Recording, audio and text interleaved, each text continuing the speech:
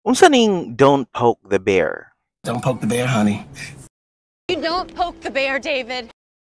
The phrase don't poke the bear is an idiom that means don't provoke or irritate someone who is already angry, dangerous, or easily upset because doing so might cause a strong and negative reaction. Ayaw panghilabot sa tao nga init ang ulo. Bahin ni siya sa ideya nga kung hilabtan gani nimo ng bear, basin atakihon ka ana. So metaphorically, warning ni nga dili ka magsugod og trouble sa usa ka tao o sitwasyon nga dapat pasagdan na lang nimo.